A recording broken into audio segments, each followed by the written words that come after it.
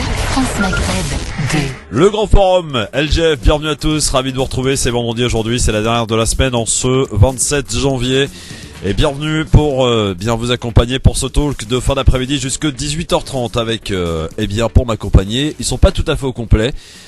Sabrina Artiste, ça fait un petit moment d'ailleurs qu'on l'avait pas vu. Comment ça va Sabrina? Ça va et toi? Bonjour. Bah ouais, ravi de te voir. Ouais, ça fait longtemps, ça fait plaisir. Toujours aussi belle. Merci. Monsieur Hakim Elouli, comment ça va? Très bien, très heureux de retrouver Sabrina. Ça fait longtemps. Et ça fait longtemps et on attend Maïssa, mais c'est toujours un vrai plaisir. Oui, Maïssa Leroy qui est en retard. Et pour une fois, on va avoir la parité sur le plateau, c'est magnifique. Oui, c'est vrai. c'est vrai ça. C'est bientôt. Ouais, bien joué mon ami Akli. Bon, ça va sinon, pas trop la gueule de bois au lendemain du premier tour? Qui a la gueule de bois? Bah, je sais pas, du coup Arnaud Montebourg là. Je suis déçu pour Arnaud parce qu'il méritait mieux et je pense qu'il portait vraiment des choses intéressantes sur cette campagne. Je pense qu'effectivement on a baissé parce que je pense que on a oublié un petit peu dans la deuxième partie de parler à notre électorat, ce qu'a su faire Benoît. Donc il faut le féliciter. Je me félicite que Benoît porte aussi nos valeurs. C'est une bonne chose. Et puisque tu parles de Benoît Hamon, on recevra son porte-parole qui est d'ailleurs très décrié par certains de la fachosphère et également des sionistes avertis depuis un certain nombre de jours. Alexis Bachelet, son porte-parole, l'un de ses porte-paroles, sera notre invité tout à l'heure à 17h pour faire le point à quelques heures de la fin de cette campagne et de ces primaires qui va livrer son verdict dimanche soir. Benoît Hamon qui part évidemment favori, son ressort évidemment du premier tour, une campagne qui quand même a pris des airs assez... avec des termes quand même employés assez gênants, notamment dans le canvas. On y reviendra avec lui tout à l'heure à partir de 17h bien sûr. On parlera dans cette émission du PS qui joue son va-tout bien sûr avant le second tour de la primaire avec en toile de fond donc la menace Emmanuel Macron. Et puis on parlera de François Fillon et de ses ennuis avec Pénélope, Pénélope Gate. Et d'ailleurs elle a promis de s'expliquer la semaine prochaine dans les médias. Alors ça c'est une petite nouveauté. La semaine prochaine ça lui laisse une semaine. Voilà pour préparer. Alors moi la question. Moi j'ai envie de lui dire courage Fillon quand même. Ouais. La question que j'ai envie de poser moi aujourd'hui, c'est François Fillon qui était crédité de 52% d'avis favorables au mois de novembre dernier. Et là, la balance s'est inversée puisqu'on est à 61 d'avis défavorables depuis l'éclatement de son affaire. Est-ce qu'il est temps est-ce que pour lui il est l'heure de peut-être de se retirer si toutefois ça prend une envergure assez compliquée pour lui? Il y a un côté quand même très calculé, tu trouves pas? On en reparlera tout à l'heure. On en reparlera tout à l'heure, d'autant plus que Alain Juppé, parce que juridiquement finalement si François Fillon se retire, ça devrait être lui qui reprendrait les choses. C'est un petit peu d'ailleurs comme dans une cour de cycliste ou dans beaucoup d'exemples. Juppé a déclaré ce matin qu'il refusait catégoriquement de reprendre le flambeau si François Fillon se retirer. Donc il veut pas être le deuxième choix lui. Voilà, ça c'était pour Juppé. Sinon côté rendez-vous, le j'aime ou j'aime pas bien sûr à 17h30. Notre libre antenne totale entre 40 et 50 de 17h. J'aime beaucoup ce rendez-vous. Vous allez voir bien s'éclater avec nos auditeurs au 01 40 33 9000 et puis notre coup de cœur, ça cartonne auprès des jeunes ce tube, c'est Black M.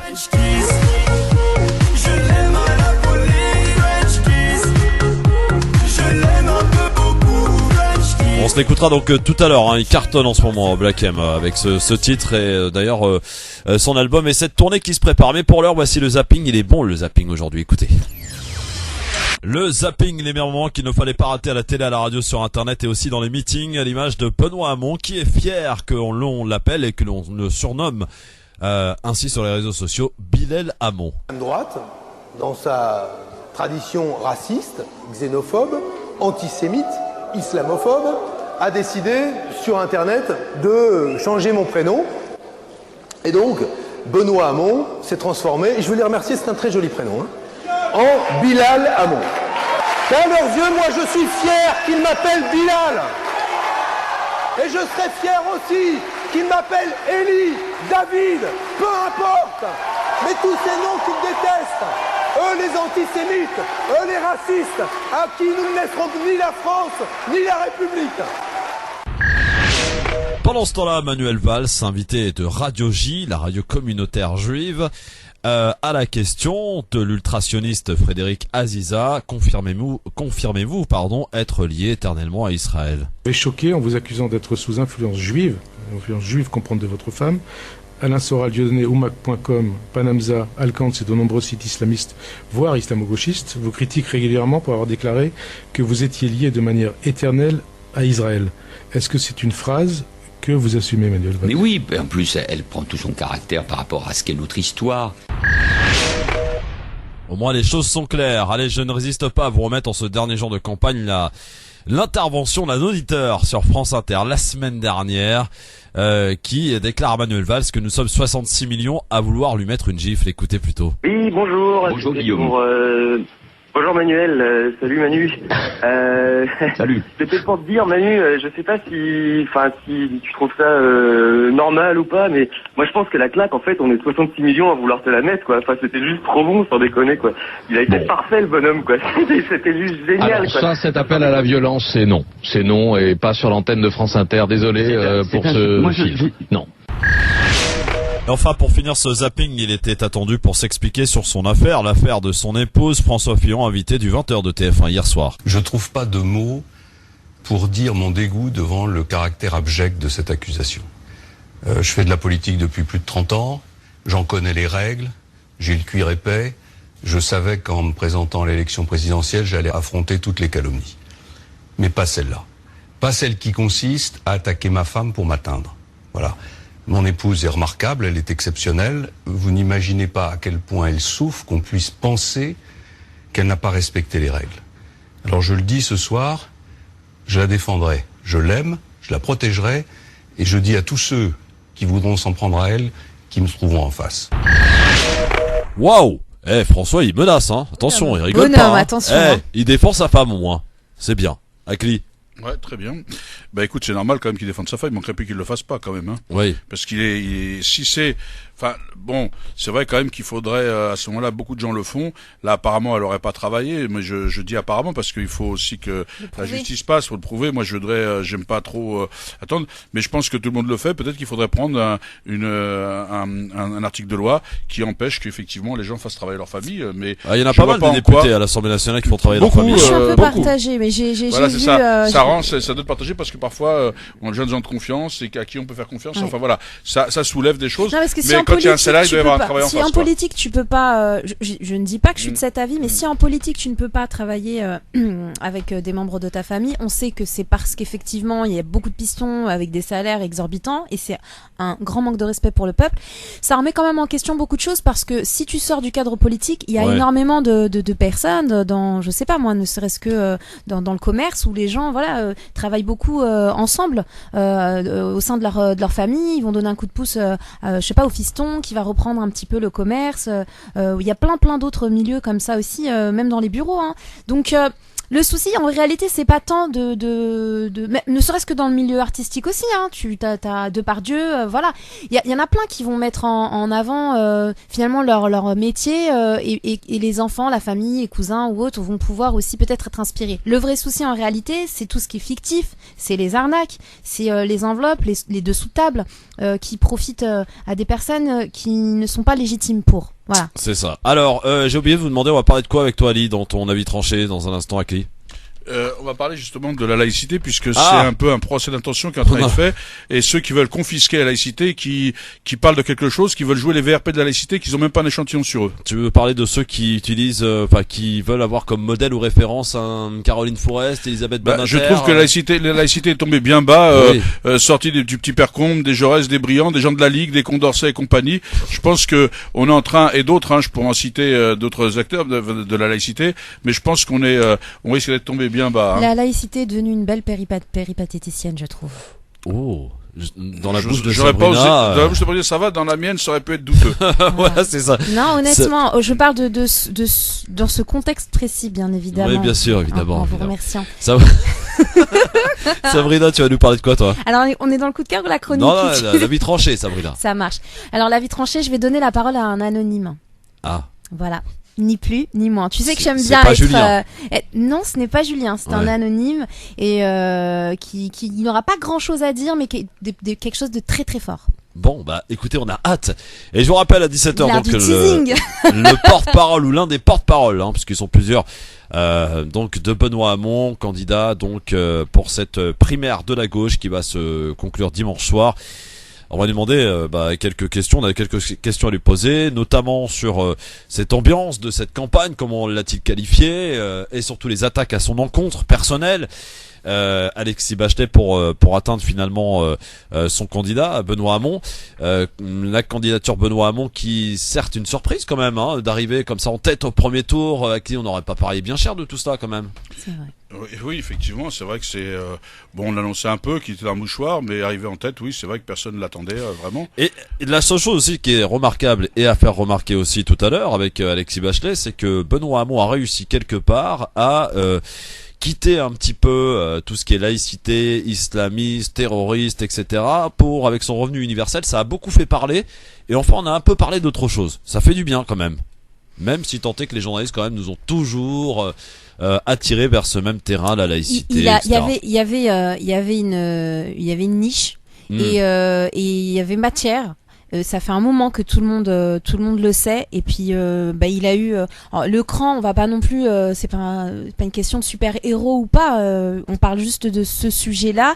Il a eu le cran à un moment donné de s'autoproclamer un petit peu le défenseur un petit peu du musulman en France, face en tout cas aux politiciens qui ont un discours complètement et là je vais enlever les guillemets, j'en mets pas, islamophobe. Ouais. Alors la question sera toute simple que je vous pose aujourd'hui au 01 40 33 9000. Est-ce que vous allez aller voter? Est-ce que le casting Hamon-Valls va vous faire déplacer dimanche pour aller voter? Pour qui allez-vous voter? Ou pas d'ailleurs, vous nous dites au 01 40 33 9000. On en reparle dans un instant. LGF, le grand forum, merci d'être avec nous aujourd'hui pour nous accompagner Sabrina Artiste et Kelly Melouli. Maïssa Leroy étant un petit peu en retard aujourd'hui. Elle arrivera donc tout à l'heure à 17h, l'heure à laquelle on recevra l'un des porte-parole de Benoît Hamon, monsieur Alexis Bachelet, député, qui sera avec nous pour nous parler de cette fin de campagne et de son candidat qu'il représente, donc Benoît Hamon, qui a d'ailleurs fait hier salle comble à Montreuil, à Cly, devant 3000 personnes, alors que Valls était à Alfortville, devant 300 personnes, un meeting d'ailleurs qui a été perturbé. Et ils ont dû faire sortir les perturbateurs par la force.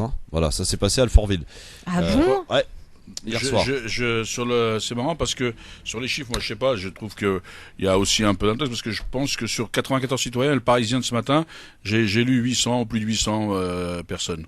Oui, bon. Oui, non, mais je te donne les. Moi, je peux juste vous dire que je suis d'Alfortville et que ma ville, elle était très calme hier. Je savais même pas qu'il y avait ça. Il n'y a pas eu de. Et je sais pas si c'est sur des perturbateurs. Je sais que j'ai vu les gens de la CGT de ma ville qui ont été lui faire un comité d'accueil. Ouais. Mais c'est tout ce que j'ai comme élément d'info.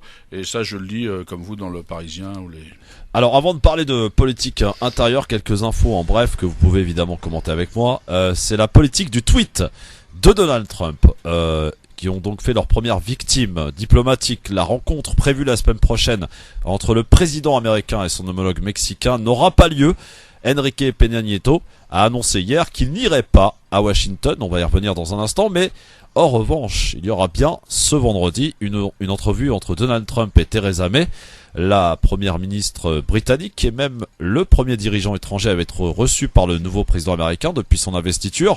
Ce dont tout le monde ne se félicite pas d'ailleurs en Angleterre, un nouveau président imprévisible. C'est ce que l'on peut lire un petit peu partout, et d'ailleurs on l'a vu encore hier, donc quelques heures après avoir signé un décret ordonnant la construction d'un mur à la frontière mexicaine. Donald Trump a conseillé sur Twitter à son homologue Peña Nieto de renoncer à venir à Washington s'il n'était pas prêt à payer. Les deux hommes devaient donc se rencontrer en début de semaine prochaine. Mexico refuse de mettre la main à la poche pour financer la promesse de campagne du républicain. Enrique Peña Nieto n'ira donc pas à Washington. Qu'en pensez-vous sur cet petit incident diplomatique qui commence entre les États-Unis et le Mexique? C'est bien fait de préciser qu'il commence. Parce que je pense que aujourd'hui tous les discours ne sont pas à l'apaisement. Quand on dit l'Amérique d'abord, toute l'Amérique avec l'Amérique, quand on est dans la mondialisation, quand on a en plus les chantres, ça pose un problème. C'est vrai que l'Amérique le faisait déjà, mais elle le disait pas, le protectionnisme, parce que c'est pas nouveau quand même, mais c'était pas aussi les trucs. Donc je pense qu'effectivement on n'est pas au bout de nos surprises. Et la question que je me pose, c'est est-ce que effectivement quelqu'un comme Donald Trump va aller au bout de son mandat? Parce que à un moment donné, en diplomatie, il faut quand même il faut la diplomatie, ouais. ouais. Il faut pas faire c'est pas de la compromission. Ouais. Mais il y a certains compromis qu'il faut faire pour composer avec les autres, quoi. Ou si vous voulez avoir raison tout seul, c'est un peu compliqué. Mais la question qui se pose aussi, c'est de se demander finalement si, parce que tu dis oui, bon, on va voir comment est-ce que ça va se passer. C'était pas un peu prévisible? Tiens, juste avant que Trump passe, quand même, il y avait des choses, c'était gros comme une maison, quoi. Faut dire un peu ce qui est. C'est pas le chantre de la finesse politique. Par excellence. Voilà, donc ça, on l'a vu. Mais je veux dire, faut voir comment ça se fait, parce que c'est le commencement. Moi, ce que je disais, je dis pas je dis on n'est pas au bout de nos surprises, quoi. J'ai l'impression qu'on va aller de surprise en surprise. Ouais. Bon, quoi qu'il en soit, sachez quand même que tout cela, ça réjouit un petit peu le gouvernement mexicain, puisque les Mexicains, dans leur globalité, ont trouvé un ennemi commun. Les États-Unis, en l'occurrence, et Donald Trump. Donc ils sont tous derrière le président qui lui n'entend pas céder à ce que veut Donald Trump et ce fameux mur qu'on peut qualifier, alors que certains comprennent et que d'autres qualifient de mur de la honte, qui pourrait être construit. Le mur de la honte bis, clairement. Ouais, c'est ça. Clairement. Donc voilà. Alors, on l'a eu à Calais. Puis là, du coup, on le fait d'une manière bien hollywoodienne là-bas. Super, quoi. J'ai envie de dire clap, clap, clap, quoi. Franchement. C'est pas franchement ce n'est pas c'est pas comme ça qu'on régit la manière de pouvoir travailler le surplus, si on suit un petit peu sa méthodologie, le surplus d'immigration. C'est quand même grave. Non, mais on dirait un zoo. Ouais, mais les murs n'ont jamais protégé de rien. Au contraire, ils attisent effectivement plutôt autre chose. Ils ont l'effet inverse, parce que de toute façon, les gens qui voudront passer, si la famine, si la misère, si tous les trucs, ils passeront quand même, ils trouveront une façon de le faire. Vous savez, la survie est beaucoup plus forte que n'importe quel obstacle. Et puis la nature, elle reprendra ses droits. Alors on va parler aussi du vote, bien sûr, parce qu'il est important. D'abord, première question à Cli et Sabrina, par oui ou par non. Est-ce que vous allez aller voter dimanche? Of course. Moi, c'est oui. Et celle-ci, en plus, je vais pas la louper, mon coco. Moi, je te le dis. Alors, non. Attends, deuxième question. Est-ce que vous allez voter par adhésion à Benoît Hamon ou alors contre Manuel Valls? On est obligé de répondre? Bah oui. Eh ben, je le réponds clairement contre Manuel Valls. Moi, je vais voter par adhésion à Benoît Hamon, puisqu'on soutient Benoît Hamon. Je soutiens et au programme de Benoît Hamon. Donc 2 voix pour Benoît Hamon déjà. Si on y rajoute la mienne, ça fait 3. Monsieur Ahmed, bonsoir. Oui, bonsoir Christophe, bonsoir à vos chroniqueurs, à mademoiselle... tu sais qu'on dit plus mademoiselle, Ahmed, hein? Non, moi, allez, Miss à ce moment-là. Oui, Miss, mais madame aussi. Madame artiste, c'est parfait. Non, bien sûr. Bon, à ce moment-là, pour ne pas faire d'histoire, je dirais à vos chroniqueurs. Voilà, donc moi je rejoins Monsieur Melouli par rapport à ce qu'il vient de dire. Moi, c'est par adhésion. Au début, c'était par opposition à Valls, parce que de toute manière, Valls, sa laïcité, celle de Caroline Forest et de Badinter, trop peu pour moi, surtout Badinter qui encourage les gens à être islamophobes. Et puis, il n'y a même pas besoin aussi de décrire un peu Caroline Forest. Donc, ce que je voulais dire, c'est que ce monsieur, pourquoi je vote pour lui? Parce qu'au début, je vous dis, c'était uniquement par élection contre Valls. Mais c'est parce que c'est un monsieur qui a le courage aujourd'hui en France d'avoir des opinions et d'aller jusqu'au bout de ses opinions, c'est-à-dire il change pas. Parce que vous savez que l'air ambiant actuellement fait que si on est un peu islamophobe, tout marche très bien, je veux dire, parce que on a des adhésions qui viennent de partout, que ce soit de toutes parts, pratiquement, je veux dire, du gouvernement, parce que je voulais juste, par rapport au gouvernement, vous savez que Valls a derrière lui, entre ministres, je veux dire, députés, élus, il a 200 personnes qui sont derrière lui, alors que Hamon, il n'a que 42 personnes autour de lui. Ça, je voulais parler de ça. Et pour dire que moi, je vote pour lui, donc par adhésion, pour la simple et bonne raison que c'est un homme honnête. Il a parlé de choses. Ce n'est pas parce qu'on a entendu qu'il a dit qu'il était pour la Palestine, pour un État palestinien, ou qu'il a parlé du vote des étrangers, même si ce vote, bien sûr, il sera sanctionné par c'est pas un vote direct, mais c'est pas les 3/5, c'est tout à fait, c'est-à-dire faire voter les Français, je veux dire. Par contre, moi, ce qui me plaît chez lui, c'est que il sait. Il savait du moins au départ qu'il allait au casse-pipe en défendant les femmes, etc. Ce que disait votre chroniqueuse tout à l'heure, et je la rejoins tout à fait. Aujourd'hui, l'islamophobie paye, mais lui, il n'est pas allé dans ce travers. Ouais. Et je le remercie pour ça. Et je dis, moi, je voterai Bilal à Montbilal, Benoît à Montbilal. Très bien, parfait, merci voilà, beaucoup. merci. En tout cas, il trouve que d'ailleurs c'était un joli prénom, hein, c'est ce qu'il a déclaré. On l'a entendu tout à l'heure dans le zapping. Alors, vous pourrez répondre évidemment tout au long de cette émission, bien sûr. Allez-vous, oui ou non, vous déplacer pour voter? Pourquoi? Pour qui surtout? Et est-ce que vous allez faire pour, comme j'ai posé à Sabrina et à Cli, par adhésion à Benoît Hamon, ou alors voter contre Valls? C'est vrai que là, il y a là, ça diverge. Cela dit, quand même, Benoît Hamon a fait une très bonne campagne qu'on peut qualifier mais on y reviendra tout à l'heure, bien sûr, avec son porte-parole Alexis Bachelet. Pour l'instant, je voudrais qu'on revienne un peu à François Fillon dans son costume de pompier hier soir au 20h de TF1.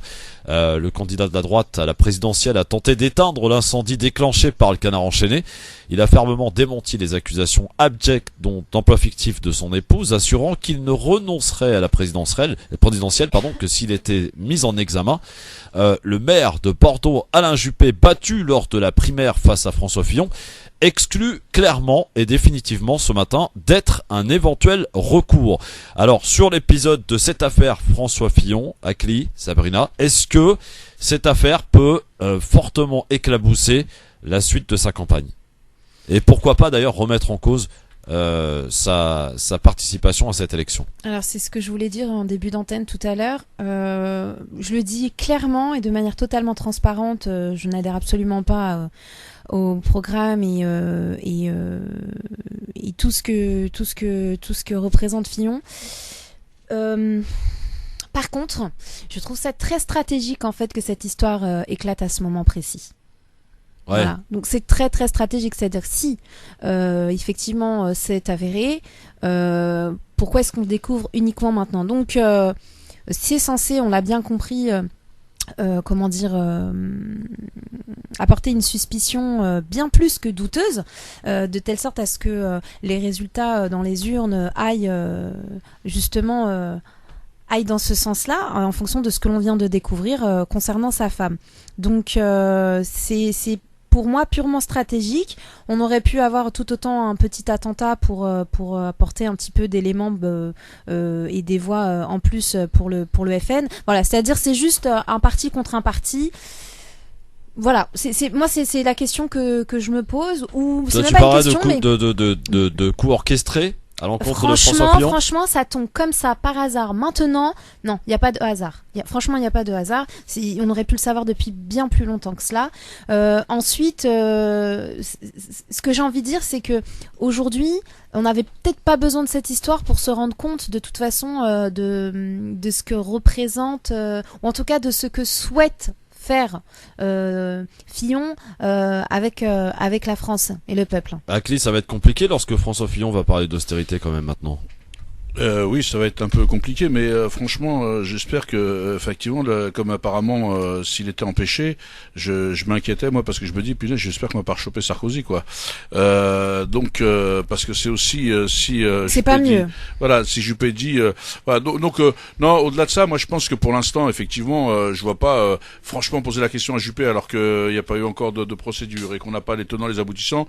Bien sûr que la personne, en toute humilité et en toute honnêteté, par ce dé, va vous dire, je suis pas un remplaçant, quoi. C'est pas comme ça que ça fonctionne.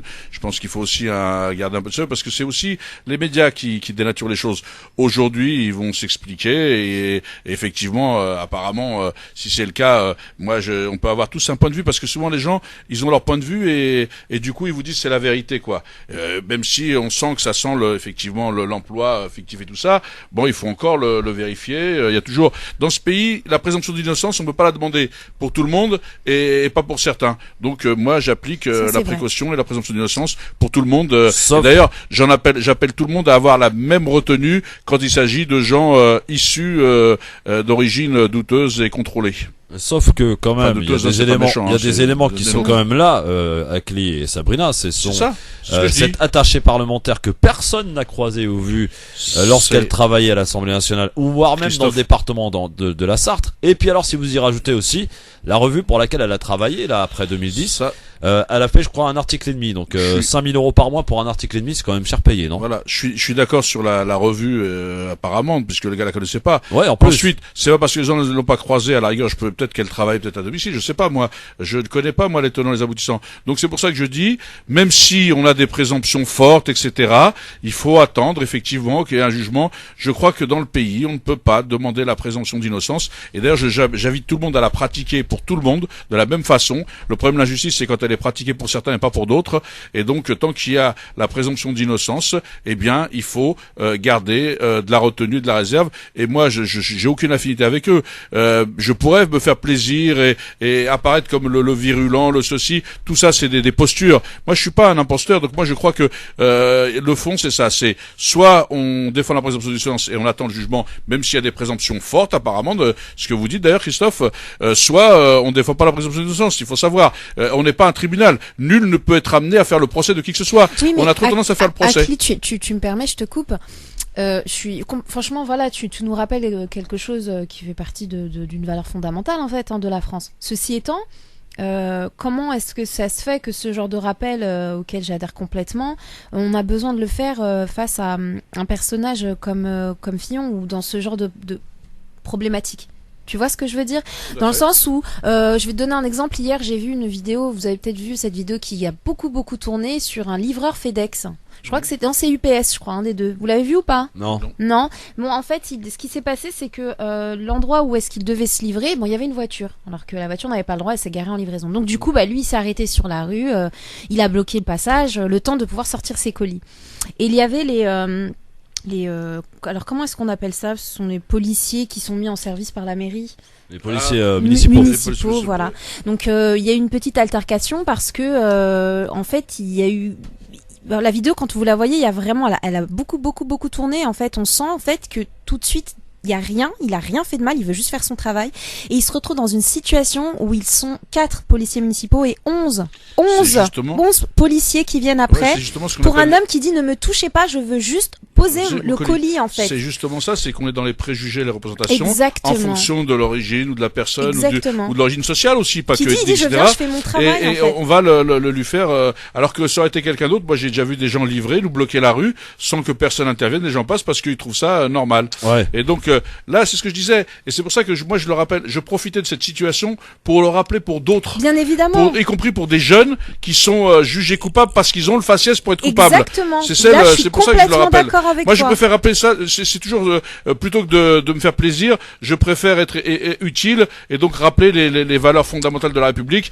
Et ça, je disais, ça vaut pour tout le monde, y compris des gamins, des jeunes qui courent parce que ils ont peur de la police, etc. Il y a présomption d'innocence, donc il faut attendre d'avoir des faits pour pouvoir les accuser. Akli, Sabrina, si j'en crois un petit peu ton point de vue, Sabrina, concernant l'affaire Fillon, une affaire qui tombe plutôt bien, j'allais dire, pour certains. Voilà. Est-ce à dire que l'on va après, et visiblement c'est ce qu'on peut aussi en croire au vu de la sortie d'un livre qui va être assez assassin envers Emmanuel Macron, est-ce que l'heure d'Emmanuel Macron n'est-il pas arrivée bientôt? Lui qui monte dans les sondages, lui qui commence à fédérer de partout d'ailleurs, parce qu'il y a beaucoup de socialistes, on le verra tout à l'heure, qui ont apparemment déclaré que quel que soit le vainqueur finalement, mais plus si c'est Hamon, beaucoup de socialistes décideront de rejoindre et de rallier Emmanuel Macron. Donc il risque un petit peu de mettre un petit peu le bazar dans l'échiquier. Et là, les coups vont fuser. D'ailleurs, ça a commencé d'ailleurs avec le fait il aurait financé sa campagne avec l'argent du ministère auquel il appartenait. Moi, je sais pas ce que tu en penses, Akli. Moi, ce qui me dérange un petit peu finalement, et tu penses que tu es très à même de pouvoir en parler puisque tu es quand même plus dans la politique et 1000 fois plus que moi. C'est pas quand même. Tu trouvais que c'est quand même. Donc je suis d'accord que ce soit stratégique et qu'on ait besoin de stratèges, tu vois, mais je trouve ces stratégies complètement malsaines et absolument pas au profit du peuple. Moi j'ai toujours le sentiment que là, en tant que peuple, on se fait encore manipuler. Si demain Macron, si demain Macron, voilà, ça profite au parti de Macron et ça profite finalement à ce qu'il monte dans les sondages, C'est à la base, c'est parce qu'à côté, il y a quelqu'un qui a été terni. C'est la logique dans laquelle fonctionne notre société, notre monde. C'est-à-dire qu'aujourd'hui, quand même dans l'entreprise, quand vous rentrez dans une entreprise, la première des choses qu'ils font les gens avec les salariés, c'est de leur créer un dossier de contentieux. Pour que quand ils puissent les licencier, ils puissent les virer. En politique, on crée des dossiers sur les gens pour essayer de les tenir. Quand on n'en a pas, on en invente même. Et donc il y a aussi des rumeurs. Et donc les gens, parce que la rumeur, c'est ce qui fait le plus de dégâts, parce que c'est comme quand la rumeur, il y a toujours quelque chose. Vous pouvez pas répondre par exemple à la rumeur, parce que quand vous y répondez, soit vous lui donnez corps, soit vous l'ignorez, on dit il y a peut-être pas de fumée sans feu. Donc du coup, c'est un piège tout le temps qui est tendu.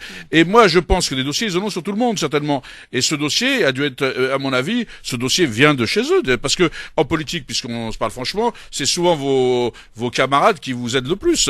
Donc bien sûr qu'il y a des choses qui seront balancées. La politique, on veut dézinguer les gens, c'est quelque chose de violent, c'est dommage que ce soit comme ça. On préférerait que les gens se battent sur des valeurs plutôt que sur des petites on dit, mais ceci dit en l'occurrence, s'il l'a fait, c'est pas très moral et c'est même condamnable juridiquement.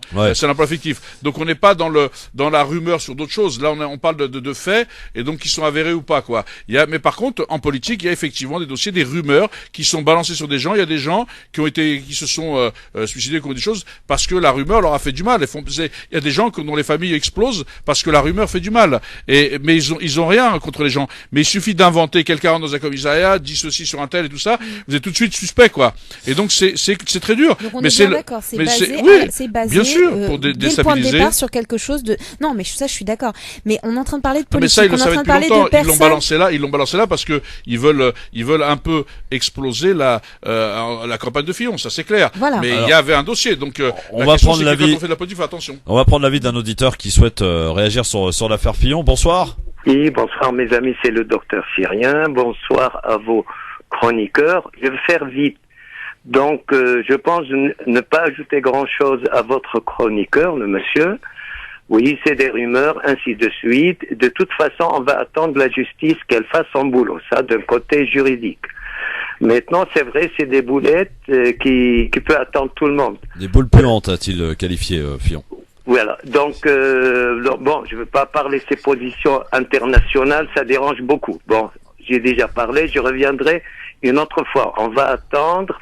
Maintenant, le coup bas qui a été atteint à Monsieur Fillon, de toute façon, il faut rien attendre. Les gaullistes arriveront malheureusement qu'en deuxième position, quel que soit X.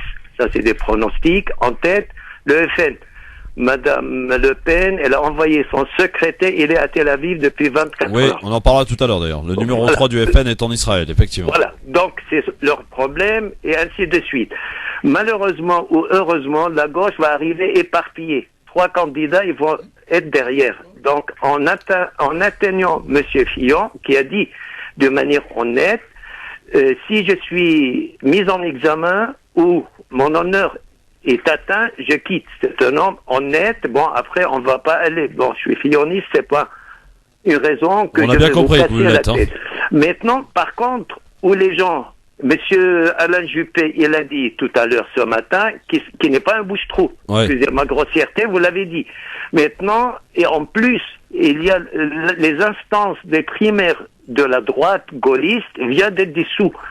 Autodissolution, le 25, le jour de l'éclaboussement, de l'éclatement de l'affaire.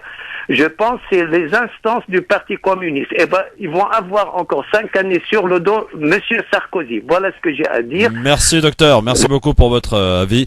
Allez, dans un instant, on est de retour très vite avec les avis tranchés, celui de Akli Menouli pour nous parler de la laïcité, celui de Sabrina pour nous parler d'une personne anonyme. De qui s'agit-il? Vous le saurez dans un instant si vous restez à l'écoute du Grand Forum. Et bien sûr, à suivre aussi le député Alexis Bachelet, l'un des porte-parole de Benoît Hamon, sera notre invité dans quelques minutes.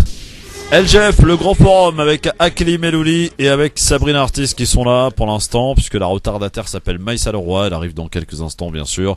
Et notre invité d'ici quelques minutes sera monsieur Alexis Bachelet, l'un des porte-parole de monsieur Benoît Hamon. Mais pour l'heure, on va passer donc aux avis tranchés et on va commencer, pardon pour la galanterie, mais par notre ami Akli.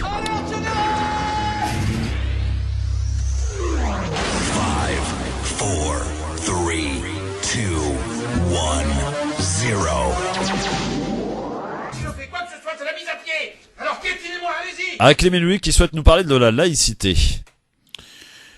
Alors, effectivement, je voulais parler de la laïcité parce que j'ai trouvé qu'actuellement, on s'en servait beaucoup. Certains veulent la confisquer à des fins, à des intérêts personnels, ce qui est un scandale, puisque la laïcité, c'est le bien de tous, c'est ce qui nous permet de vivre ensemble, c'est le ciment de la société. Et la laïcité, c'est quelque chose de simple et de complexe à la fois. Simple parce que la laïcité, c'est la loi, protège la foi tant que la foi ne fait pas la loi. Et donc, à partir de là, la laïcité, comme quand on arrive à citer Caroline Fourest, les élémentaires, qui sont certainement des gens qui ont des avis que je ne partage pas ou qu'on peut partager, pour parler de la laïcité, ça m'inquiète parce que quand on cite pas Briand, Jaurès, enfin ceux les pères et le petit père Combe qui a porté la loi et d'autres, ceux qui ont fait les débats. Et d'ailleurs, à l'époque, le débat avait été, et Briand avait répondu, avait été mis aussi sur la tenue vestimentaire, sur la soutane. Certains voulaient l'interdire dans l'espace public. Et donc, là, Briand avait répondu pour expliquer les non-sens. Et donc, en clair, la laïcité, il n'y a pas besoin d'une loi supplémentaire. L'article 1 et 2, plus l'article 1, suffisent à expliquer. C'est-à-dire que ce que je viens de dire, c'est la liberté de croire ou de ne pas croire. Et c'est le respect de la croyance de l'autre, et comme le respect de celui qui ne veut pas croire. Et donc, là, aujourd'hui, on voit des gens qui veulent confisquer la laïcité, en faire un outil contre les musulmans, parce que c'est de ça qu'il s'agit, en essayant de les stigmatiser plus que de raison. Bien sûr qu'il y a des dérives, mais comme dans toutes les religions, ni plus ni moins, il y a des intégristes, comme dans toutes les religions.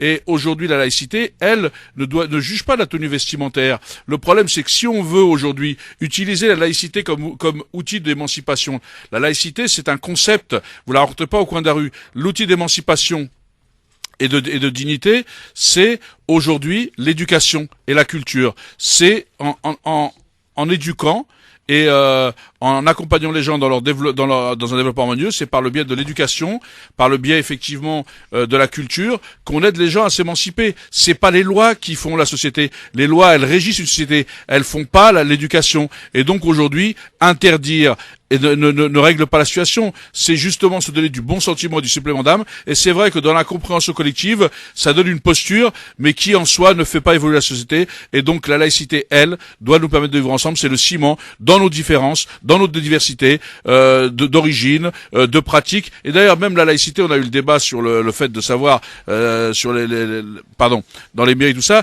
La laïcité va plus loin. C'est même aujourd'hui la laïcité, c'est même la neutralité politique dans les services publics. On l'oublie aussi, ça. C'est-à-dire que les gens aujourd'hui, y compris dans les services publics, font de la politique, c'est-à-dire politicienne, partisane, ce qui ne peut pas être fait. C'est aujourd'hui la laïcité, c'est aussi la neutralité dans l'espace public, y compris dans les mairies, etc.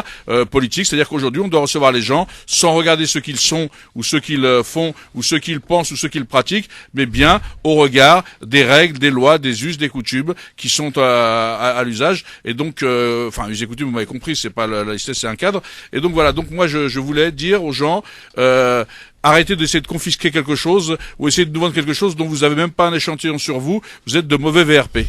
Très bien. Un sujet d'ailleurs dont on a beaucoup parlé pendant cette campagne, pendant cette primaire, donc de la laïcité, et peut-être un sujet qu'on ne choisira de pas aborder d'ailleurs avec Alexis Bachelet, parce que voilà, je pense que tout a été dit là-dessus. On salue notre ami Maïssa Leroy qui est arrivé. Oui, je viens d'arriver. Mais qu'est-ce que c'est que ce retard là, Maïssa? En fait, j'étais en tournage. Oh pardon, oui. Madame fait de la télé. Oui, j'étais en tournage et c'était impossible de me libérer avant, mais j'ai fait vite quand même. Je suis arrivée en avance sur mon retard. Bon, et ça va, ça s'est bien passé ton... Super, génial, ouais, c'était cool. Ouais. De 2 minutes son avance, de 2 minutes sur ton retard, tu avais dit 5 heures. Voilà. C'est ça. Alors, Maïssa, dans un instant, on va recevoir donc Alexis Bachelet, qui est le porte-parole de Benoît Hamon. Oui. Donc, dans quelques minutes. C'est cool. Voilà. Mais juste avant, on va écouter l'avis tranché. Le tien d'ailleurs, t'en as? Moi oui. Je vais laisser honneur à Sabrina. Ouais. Hein, mais t'en as un quand même à nous réserver tout à l'heure. Écoute, bon. D'accord, ok. Ouais. On va dire que voilà. Ça veut dire non, ça. Alors tu nous réserves au moins un coup de cœur. Ouais, un coup de cœur, oui, j'ai ça. Voilà. Christophe, écoute, enfin, toi, ça veut dire non, ça, tu vois. C'est ça, ouais, non, mais j'ai compris. Je décode pour nos téléspectateurs et téléspectatrices qui nous écoutent, comment le langage Maïssa. Oui. Bonjour, au fait, à qui? Salut, Maïssa. Ma chère Sabrina, tu vas nous parler de quelqu'un d'anonyme. Tout à fait. Tu me donnes une seconde, bien évidemment. Ouais, mais pas plus, hein, parce que voilà. C'est fini. C'est fini, ça y est, stop. Let's go. On y va, let's go. Je prends mon texte que je n'ai pas, bien sûr. Les aléas du direct. Voilà, super Sabrina. Donc c'est parti.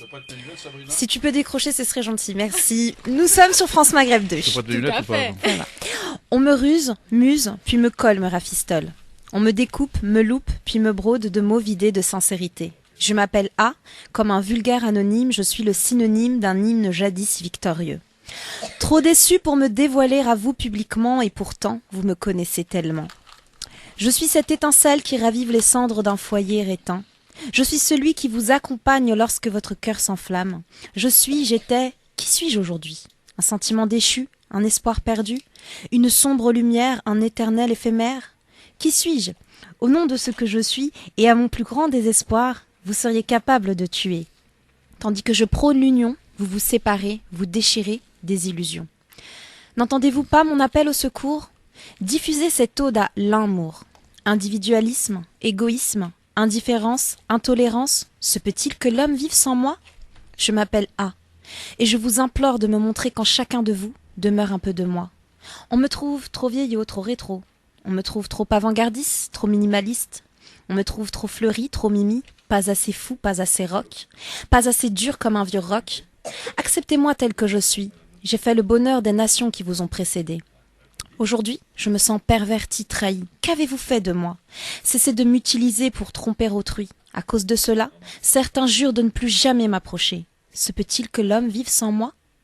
Je survis dans le cœur innocent d'enfant. Rendez-moi ma liberté. Laissez-moi sortir et dire au monde entier qu'il n'y a aucune honte, aucun blâme à s'aimer. Je m'appelle Amour. Je suis gratuit, sincère, honnête et transparent. Je suis garant d'un sentiment qui fait vibrer les cœurs au gré du vent. Sourire sans l'attente d'un retour, c'est apprendre à me conjuguer moi, amour. C'est tout mignon, hein. C'est tout mignon, hein. Merci. Eh oui, je m'en doutais un petit peu en même temps. Sérieux? Ouais. Tu commences à trop me connaître. De ta part, je m'en doutais un petit peu. Ouais. Akli, Sabrina, Maïssa, je propose d'accueillir avec nous Monsieur Alexis Bachelet, qui est député, mais aussi porte-parole ou l'un des porte-paroles de Benoît Hamon. Bonsoir, Monsieur Bachelet. Bonsoir. Bienvenue en direct sur France Maghreb 2. La campagne se termine dans quelques heures maintenant. On arrive donc à ce deuxième tour de cette primaire qui va livrer son verdict dimanche soir. Le candidat que vous représentez, donc Benoît Hamon, comment qualifiez-vous ce deuxième tour, ou plutôt cette campagne du deuxième tour, Monsieur Bachelet? Un petit peu rugueuse. Oui, c'est le moins qu'on puisse dire, oui. Pour ne pas dire plus. Ouais. Monsieur Bachelet, pour être plus précis, comment jugez-vous les attaques personnelles à votre rencontre pour atteindre finalement Benoît Hamon? On s'est attaqué à vous, on va pas dire qui parce qu'on va pas faire de la pub, mais aussi à d'autres porte-paroles, en vous accusant de faire de l'accommodement avec l'islamisme, avec le CCIF, hein, que certains ont du mal à prononcer. Enfin voilà, est-ce que vous pouvez vous expliquer une bonne fois pour toutes là-dessus? Je me suis déjà expliqué sur mon site internet, puisque Manuel Valls m'a cité, m'a désigné même nommément pendant le débat qui a été suivi quand même par plus de 5 millions de personnes. Je pensais qu'il y avait des sujets plus importants qui méritaient qu'on s'adresse aux Français. Je ne pensais pas effectivement devenir une cible de cet entre-deux tours des primaires. Mais c'est vrai que Manuel Valls a relayé des mensonges et une campagne de dénigrement tentant de prouver que j'aurais organisé une réunion, voire même un meeting, disent certains, avec le CCIF sur la question de l'état d'urgence et contre l'état d'urgence quelques semaines après les attentats. Et effectivement, il y a un fond de vérité, parce que c'est toujours comme ça, les rumeurs ou les ragots ou les allégations mensongères, elles partent toujours d'un fait pour ensuite le manipuler. Donc le fait, c'est que effectivement à Gennevilliers, début janvier 2016, j'ai organisé une réunion publique d'information à destination des habitants de ma circonscription, Colombes, Gennevilliers, Villeneuve-la-Garenne. Ouais. Et comme je souhaitais avoir un débat de qualité sur l'état d'urgence, la situation suite aux attentats, j'ai invité d'un côté un spécialiste des relations internationales, Monsieur Billion, et de l'autre côté un juriste du CCIF, Monsieur Louati, qui était, comme cette organisation, critique sur l'état d'urgence. Qui est chroniqueur d'ailleurs dans cette émission, Monsieur Louati. Voilà.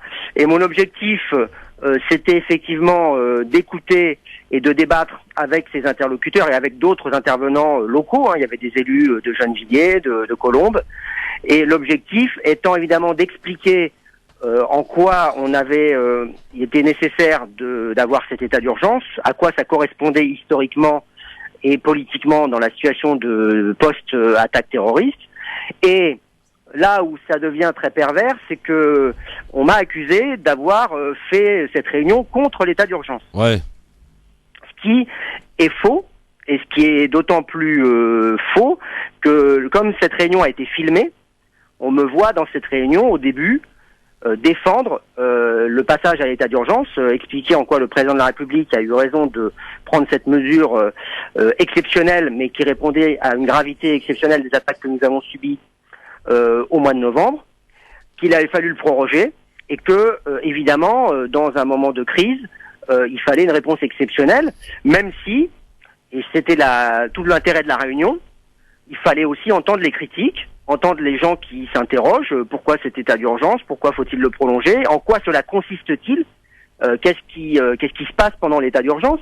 Et moi, j'ai l'impression d'avoir fait mon boulot de député en organisant cette réunion, et c'était pas un meeting politique, c'était pas une réunion pour dire le CCIF a raison, le CCIF a tort, c'est pas pour dire Alexis Bachelet a raison, c'était pour débattre, présenter la situation, la loi, expliquer la loi. Moi, je suis législateur, j'ai voté cette loi. Ouais. Le Parlement a contrôlé l'état d'urgence.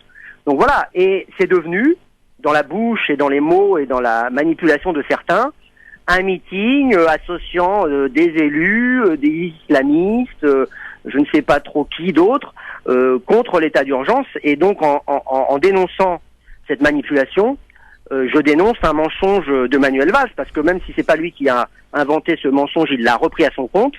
Donc, je veux dire, c'est encore plus grave, parce qu'il aurait pu vérifier ses assertions. Et donc, j'ai été amené à répondre, non pas pour, je dirais, l'agresser, mais pour rétablir la réalité des faits, ce que j'ai fait sur mon site internet et sur Twitter. Est-ce que on a quelques questions rapides, comme ça on va essayer d'aller vite, parce que je sais que vous avez en tout cas accepté gentiment de répondre à nos questions, bien que c'était pas prévu dans l'agenda au départ, mais je sais que là le dernier jour de campagne ça s'accélère beaucoup. Sinon la rencontre avec les Français dans les meetings, et pas plus tard qu'hier soir d'ailleurs à Montreuil, salle comble pratiquement devant 3000 personnes. Comment expliquez-vous cet engouement pour Benoît Hamon qui somme toute est apparaît comme une surprise quand même? Oui, c'est une surprise pour ceux qui ne connaissent pas Benoît Hamon, ou qui se disent que il était peut-être moins connu que d'autres candidats au départ de cette primaire, mais je pense qu'une campagne primaire, c'est un moment de vérité, c'est parfois aussi un moment de révélation, et Benoît Hamon s'est révélé être à la fois celui qui pouvait le mieux incarner la gauche, le mieux incarner un projet novateur sur l'écologie, le travail, la démocratie, et en même temps aussi celui qui pouvait peut-être, parce que le chemin est encore long, rassembler la gauche autour d'un nouveau projet pour accéder au second tour de l'élection présidentielle, puisque aujourd'hui, aucun candidat de gauche n'accède à l'élection présidentielle. Ni Mélenchon, qui plafonne à 13%, ni Macron, qui est à moins de 20%. Ah, il est de gauche ? Ni Jadot, ni aucun autre. Nous-mêmes, pour l'instant, on n'est pas en situation de se qualifier, mais enfin, nous, on n'avait pas de candidat. Donc, c'est compliqué d'être qualifié au second tour de l'élection présidentielle quand vous n'avez pas de candidat. Ouais. Là, dimanche soir, on aura un candidat. Moi, j'espère que ce sera Benoît Hamon, et qu'il pourra effectivement créer les conditions d'un sursaut, et qu'on n'est pas condamné cette année à choisir au mois de mai entre Fillon et Marine Le Pen. La fachosphère, vous n'êtes pas sans le savoir, a qualifié d'ailleurs, il nous l'a dit hier que c'était un honneur de porter ce prénom, Bilal Hamon. Bilal d'ailleurs c'est un prénom qui a été choisi par l'un des grands footballeurs que vous connaissez, Nicolas Anelka du côté de Dreux. Il a expliqué aussi dans son meeting, et c'est là où c'est intéressant, qu'il aurait bien aimé qu'on l'appelle aussi Eli, David ou je ne sais quoi, tous ces prénoms finalement que ces Français racistes antisémites détestent. Oui, je crois qu'il a eu la bonne réponse.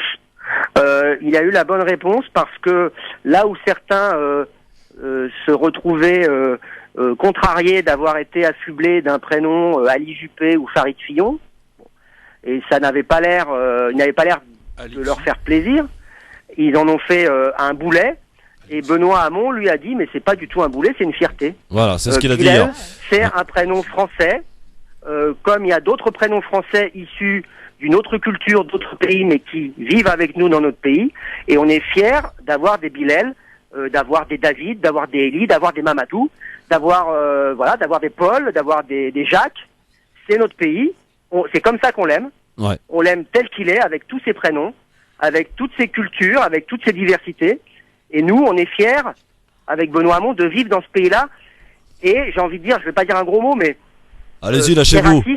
Les racistes, on a envie de leur dire, voilà, ouais. Dégagez quoi. Merde. Voilà. Nous, on n'est pas dans un pays de racisme. Monsieur Bachelet, avant de laisser la parole à mes collaborateurs qui vont vous poser des questions, mes collègues ici présents, le revenu universel, on en a évidemment beaucoup parlé. Valls dit de ce revenu universel que, en fait, Benoît Hamon deviendrait le candidat de la feuille d'impôt, alors que lui, c'est le candidat de la feuille de paye. Le revenu universel que propose, et dans plusieurs étapes, parce qu'il faut bien comprendre, c'est en plusieurs étapes, et ça concernerait dans un premier temps les 18-25 ans. Ça a été la proposition qui a fait véritablement décoller Benoît Hamon et qui fait apparaître ce candidat comme un véritable candidat de gauche. Oui, c'est surtout une idée qui est relativement neuve dans le débat public. Elle existe dans des cercles très confidentiels d'économistes, de sociologues, de philosophes aussi, depuis longtemps. Mais jamais un homme politique de premier plan et en capacité de gagner l'élection présidentielle n'avait osé porter cette proposition au cœur d'un débat national. Donc Benoît Hamon a pris ce risque, mais parce qu'il y croit, parce qu'il essaye de développer une vision de l'avenir et des mutations et des transitions qui sont à venir dans le monde du travail, dans l'économie, et il pense que le revenu universel est un moyen d'accompagner ces mutations qui sont déjà à l'œuvre, mais qui vont s'accélérer selon nous. Et au fond, sa force, le succès de sa campagne, c'est d'avoir réussi à convaincre que cette idée n'était pas une idée utopique. On a entendu beaucoup de gens qui l'ont traité d'utopiste, ou une idée irréalisable, parce qu'après tout, les congés payés, c'était irréalisable avant qu'on le fasse. La sécurité sociale, ça paraissait impossible, on l'a fait aussi. Les 35 heures, on nous disait que c'était la fin du monde, que l'économie française n'allait jamais s'en remettre. On l'a fait. Et ça n'a pas empêché, d'ailleurs, c'est la période même où on a créé le plus d'emplois en France, c'est les 20 dernières années. Donc, on se fixe un nouvel horizon. Ce que Benoît Hamon a évidemment dû expliquer, parce qu'il y avait beaucoup de critiques, c'est que c'était pas un projet qui se faisait en un jour, ni en une année, qu'il y aurait une première étape avec l'extension du RSA aux 18-25 ans, et à tous les ayants droit, parce qu'il faut savoir qu'aujourd'hui, il y a 30% des gens qui pourraient être bénéficiaires du RSA mais qui n'en bénéficient pas à cause de la complexité administrative. Et donc, l'objectif, effectivement, c'est dans un premier temps d'élargir le socle du RSA, et puis dans une seconde étape, qui sera un calendrier qui évidemment n'est pas fixé aujourd'hui, mais qu'on souhaite le plus rapide possible, il y aura la mise en place de groupes de travail, d'une conférence citoyenne, pour commencer à travailler à la mise en place d'un véritable revenu universel, c'est-à-dire un revenu pour tous, sans condition. La suppression du RSI, c'est ce qu'il a annoncé aussi ce matin chez nos confrères d'RTL. Une petite question que j'allais vous poser, peut-être même une réaction. C'est un journal qui s'appelle Le Temps TG qui révèle cette information et qui donne comme indication que Manuel Valls serait parti au Togo au mois d'octobre dernier et qu'ainsi le président togolais finançait ou aurait financé la campagne de Manuel Valls. Vous avez une réaction là-dessus ou pas ? Non, vous me l'apprenez. Je suis pas au courant de cette information ou de cette rumeur. Je ne sais pas qu'est-ce que c'est, comment on peut appeler ça. Moi, tout ce que je peux vous dire, c'est que à la différence de Manuel Valls, il n'a pas hésité à se lancer dans des campagnes de dénigrement, y compris avec des fausses informations. Moi, je n'utiliserai pas ce type d'informations. Très bien. On est à la veille d'un scrutin.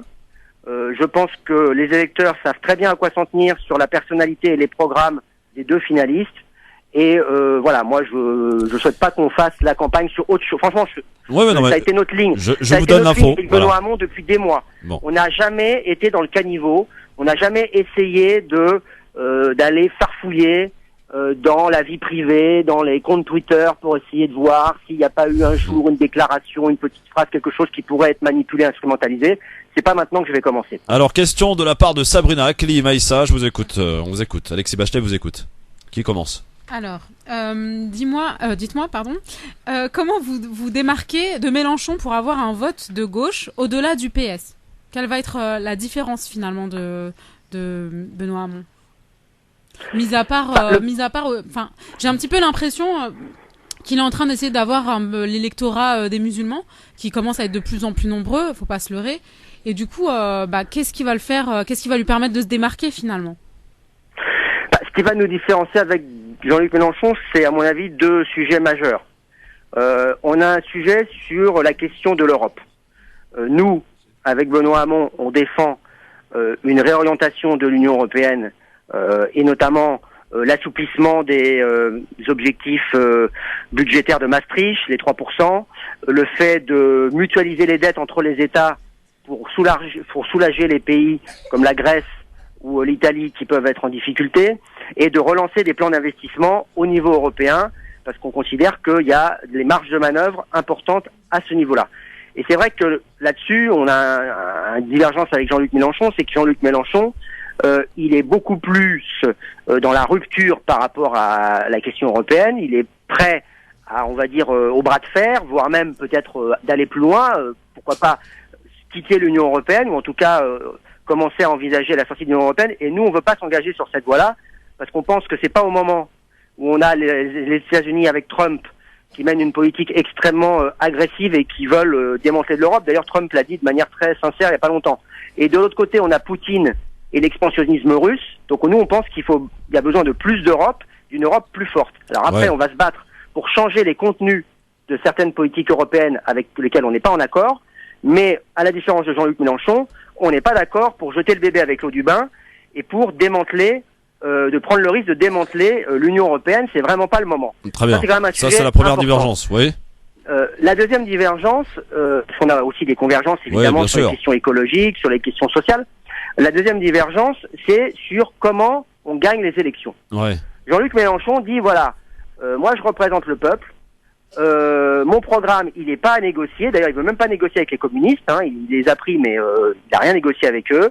Et c'est ralliez-vous à moi. Je discute avec personne.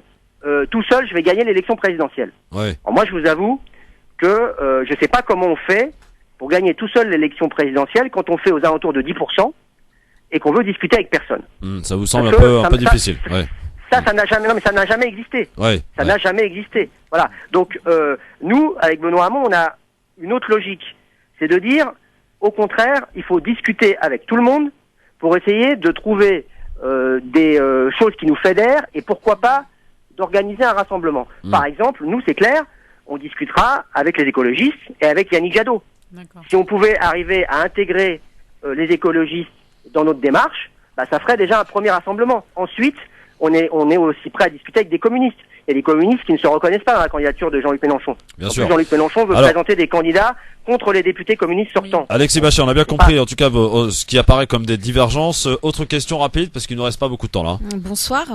La question que j'aimerais vous poser, c'est est-ce qu'il ne faudrait pas revoir en profondeur le système du Parti socialiste? Est-ce que les deux gauches, d'après vous, sont réconciliables?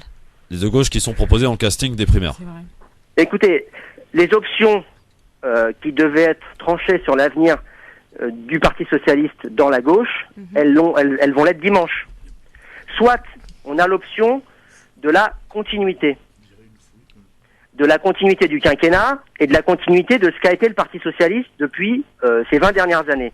Et dans ce cas-là, on a Manuel Valls qui propose ça.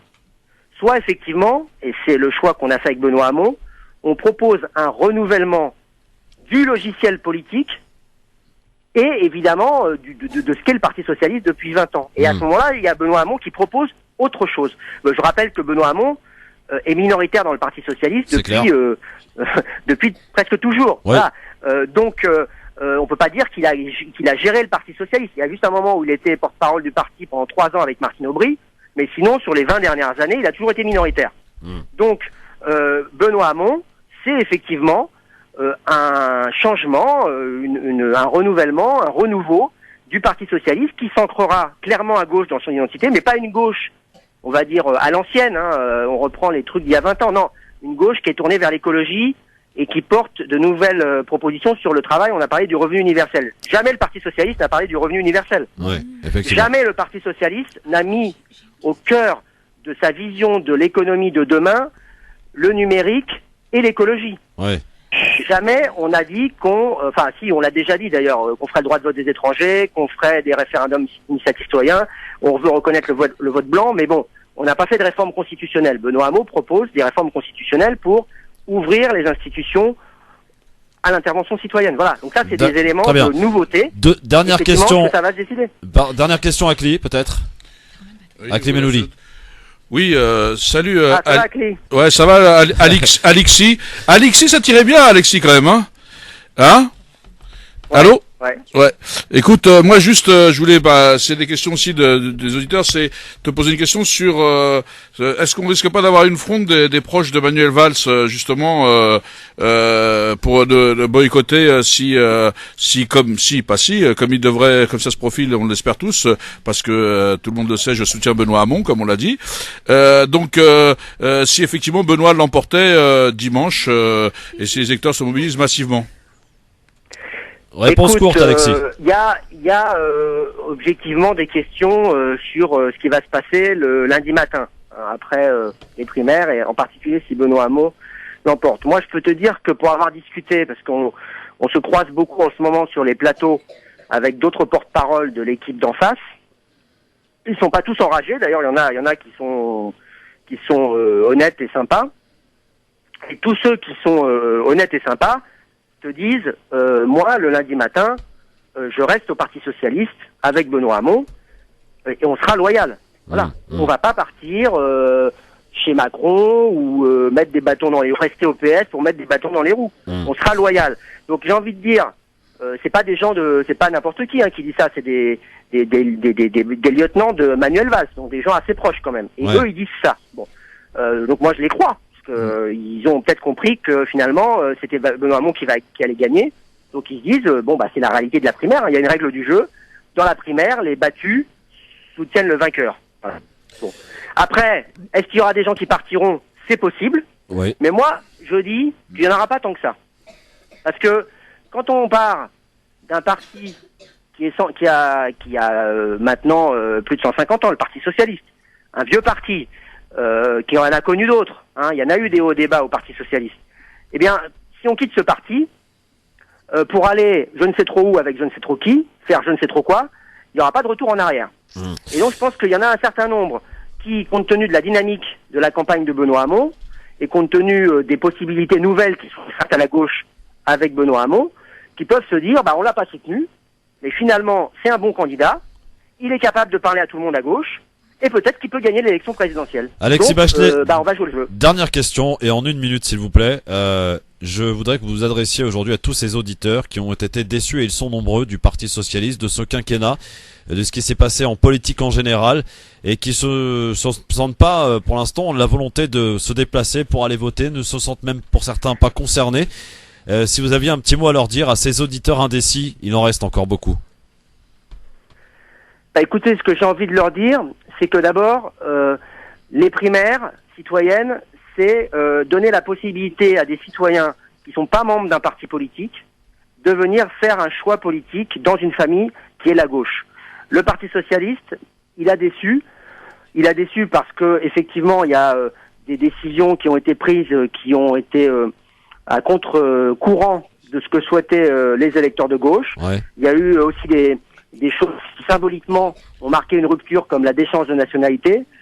Et ces moments-là, que ce soit la loi travail ou la déchéance de nationalité, il y avait des gens au Parti socialiste qui se sont battus contre ces orientations et qui ont essayé de faire en sorte que ce quinquennat aille dans une autre direction. Comme vous d'ailleurs. Aujourd'hui, Benoît Hamon, il incarne cette alternative et ce renouveau d'un Parti socialiste qui se place clairement à gauche, mais qui en même temps regarde vers l'avenir et propose des solutions nouvelles. Donc je pense que même si c'est difficile pour certains, il faut toujours redonner une seconde chance et essayer de faire confiance et d'investir dans l'avenir. Je pense que le vote Benoît Hamon, dimanche, c'est un vote d'avenir et de renouveau pour la gauche, donc ça serait dommage de passer à côté. Merci beaucoup Alexis Bachelet et bonne chance pour dimanche, vous le sentez bien ? Écoutez, un vote, c'est jamais fait. Donc moi, je veux pas dire aux gens, Très bien. en gros, c'est fait. Non, je dis aux gens, si vous vous reconnaissez dans ce que dit et porte un mot, venez voter dimanche. Il y a sûrement un bureau de vote pas très loin de chez vous. Merci beaucoup Alexis Bachelet de nous avoir accordé quand même 20 minutes de votre temps aujourd'hui dans une journée difficile et compliquée. Merci beaucoup, à très vite. Merci à vous. Merci Au revoir. beaucoup Au revoir, Alexis Bachelet, le porte-parole, l'un des porte-parole de Benoît Hamon qui répondait à nos questions. Puis on est de retour très vite pour un petit peu faire l'analyse de tout cela. À tout de suite. LGF, le grand forum avec Maïssa Leroy, avec Sabrina Artiste et Aklim Melouli. Et juste auparavant, donc, nous avions Alexis Bachelet, juste en guise d'analyse. Et peut-être vous demander un petit peu votre avis sur ce qui a été dit, sur ce qu'a dit le porte-parole, l'un des porte-paroles de Benoît Hamon. Maïssa, t'as été convaincu ou pas? Sincèrement, moi, ce qui me dérange toujours avec la plupart des politiques, c'est qu'ils franchement, il noie le poisson, quoi. Tu poses une question, la réponse, elle pourrait être claire, concis, mais il y a toujours un espèce de besoin de faire un historique de choses qui font que tu perds complètement l'information que t'attendais finalement. Donc du coup, je suis beaucoup plus perdu qu'autre chose. Question que j'ai bon. posée à Sabrina et à Akli tout à l'heure. Ouais. Est-ce que tu vas te déplacer pour aller voter dimanche? Oui ou non? Dimanche, pour virer Valls, oui, bien sûr. Ah, donc tu réponds à ma question suivante qui était, est-ce que tu vas voter pour adhésion, par adhésion à Benoît Hamon ou contre Manuel Valls? T'as répondu. Écoute, sincèrement, tu veux que je te dise la vérité? Non, vraiment, mon premier choix, c'est vraiment de virer Valls. Mais mon second choix, c'est ça, je sais pas encore. Tu sais, sincèrement, tu veux que je te dise? En vérité, aujourd'hui, on n'a plus confiance en nos politiques et il y a quelque chose qui s'est établi pour notre génération, hein, je parle des trentenaires qu'on la vingtaine et concrètement ils ont plus confiance en fait. Pourquoi? Parce que depuis à peu près 4 quinquennats on vote contre quelqu'un, on fait barrage au Front National. Hollande a été élu parce qu'on a voulu virer Sarkozy. Voilà, Sarkozy a été élu parce qu'on a voulu virer Le Pen. Parce que c'est ce qu'on dit souvent de toute façon ici, c'est qu'aujourd'hui on en arrive à un stade où on ne vote pas pour, on vote contre, et ce n'est absolument pas le principe d'une démocratie. Et c'est ce qui explique aussi un petit peu l'effet chaotique de notre gouvernement. Il faut être honnête aussi. Parce qu'aujourd'hui, je ne vote pas pour quelque chose. Donc forcément, quand la personne elle est arrivée au gouvernement et qu'elle prend la place, je suis assez surprise de certaines choses qu'elle va mettre en place parce que je ne le voulais pas. Moi, je voulais juste voter contre. Ça ne se dit pas, mais c'est très clair. Je voulais voter contre pire. Voyez. Akli, toi qui connais un peu Alexis Bachelet, tu l'as trouvé convaincant justement dans sa prestation de tout à l'heure? J'ai trouvé qu'effectivement Alexis a fait ce qu'il a toujours fait. Je parle qu'il parle avec. Qui est un homme courageux, il faut le dire. On aime ou qu'on n'aime pas, mais c'est quelqu'un de courageux. Il est beaucoup attaqué, c'est pas la première fois. Ouais. Je pense qu'il a fait comme il fait d'habitude, c'est-à-dire qu'il dit ce qu'il pense et il soutient son candidat qui est aussi l'autre. Parce qu'il faut que moi j'aime bien la transparence. Donc aux auditeurs, c'est vrai que je soutenais Arnaud Montebourg au premier tour, mais je soutiens Benoît Hamon sans accommodement, sans quoi que ce soit au deuxième tour. Et je trouve qu'il a bien explicité. Et je trouve que je rebondis sur ce qu'a dit Sabrina. Et c'est vrai que aujourd'hui, effectivement, quand on vote contre quelque chose, on n'est pas dans le vote d'adhésion. Donc forcément, on peut pas être satisfait puisqu'on a du mal à se projeter et à rêver. Aujourd'hui, le problème de la vie politique, c'est que les hommes politiques d'aujourd'hui ne font plus rêver les gens. Avant, il y avait des gens qui vous rêvaient. C'est-à-dire qu'aujourd'hui, les gens ont besoin de se laisser transporter. Et puis, je le dis, c'est vrai qu'aujourd'hui, peut-être qu'il faut tourner une nouvelle page. Il y a des gens, ça fait, même s'ils sont jeunes, ça fait 30 ans qu'on les voit. Je crois qu'il y a peut-être besoin de renouveau. Et il faut aujourd'hui que les gens arrivent à faire rêver. Et il faut que les gens fassent des propositions et qu'on adhère à des valeurs. Les renouveaux, Akli, je te coupe. Les renouveaux, par exemple, on va partir du côté du FN pour ne pas les citer, sont beaucoup trop incisifs. Voilà, ça c'est un problème déjà. Ensuite, ils ont un côté. Tu parles de Florian Philippot, par exemple. Par exemple, ils ont un côté, très tayloriste, tu vois, un petit peu, qui ne correspond pas à la mentalité française. Ça c'est un premier point. Et le deuxième, c'est de se dire aussi que comment s'identifier dans un parti pour lequel finalement je n'ai voté que pour contrer un autre parti qui me représente encore moins. Bon, dans les deux cas, je ne me sens absolument pas représentée. C'est ce qui fait qu'aujourd'hui, il y a cette scission entre ce que pense le peuple, le gouvernement. Donc en réalité, cette problématique, elle va être encore plus conséquente en 2017. On est juste encore en train de finalement de cette scission de la rendre beaucoup plus profonde. C'est pour ça que quand il disait qu'il faut revenir aux fondamentaux, il faut que les partis politiques, parce qu'il y a aussi des gens qui ont fait le nini et qui ont dit tous pareil, tous les mêmes. Ça veut dire que du coup, ils voulaient casser les frontières pour justement qu'on ne parle plus de valeurs et de projets, mais qu'on soit sur des personnes et sur un petit peu la politique actuellement, comme dans la vie, on zappe très vite sur les choses. Et donc, on s'intéresse pas au fond. Et c'est là où il y a un vrai problème.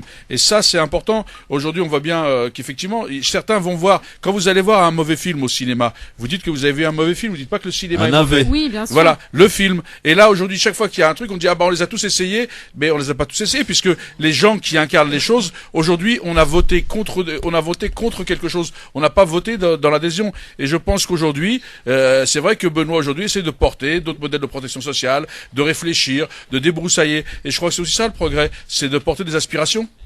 Alors, on va passer maintenant, si vous le voulez bien, faut qu'on enchaîne. Le temps passe vite quand on est bien accompagné, c'est le cas aujourd'hui, une nouvelle fois, avec Sabrina Artiste, Maïssa Leroy et Aklim Eloui au j'aime ou j'aime pas. J'aime ou j'aime pas, ou l'option je m'en fous aussi, hein. N'oubliez pas celle-là. Ah oui, l'option je m'en fous. Eh oui, alors ça se passe en Suède, écoutez bien. En Suède, une ministre a dû démissionner pour avoir acheté une barre chocolatée et un paquet de clopes avec sa carte professionnelle. Ouais. Incroyable. Non, je sais qu'en Suède, moi j'aime.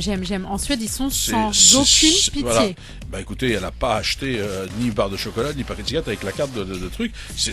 Non mais quand on voit aujourd'hui, c'est pas le montant. Non, mais attendez, Christophe, c'est pas le montant qui compte, c'est le principe. Oui, quand on parle de valeur, moi c'est des principes. Ouais. Donc on aime tous. On aime tous pour ce qui se passe en Suède, mais on n'aime pas pour ce qui se passe ici. Ah oui, non, mais évidemment. Là, la question en l'occurrence, c'était par rapport à la Suède. On en a parlé tout à l'heure brièvement avec notre auditeur. J'ai la chance d'être avec deux Suédois sur le plateau aujourd'hui, Maïssa et Sabrina. Alors, écoutez bien celle-là, visite du numéro 3 du Front National, Nicolas Beck, qui effectue une visite qui, pour l'instant, entendait rester discrète, sauf qu'elle a été apparue, en Israël, pour lever, dit-il, les malentendus. Visite du numéro 3 du FN en Israël pour lever les malentendus. Ça ne s'invente pas, qu'en pensez-vous? Moi, je retiens que le discret. Ouais. Voilà. Ils ont voulu faire discret, sauf que voilà. Ouais, mais louche. J'ai pas compris. Comme disait Martine. Je répète. Quand il y a un flou, c'est qu'il y a un loup.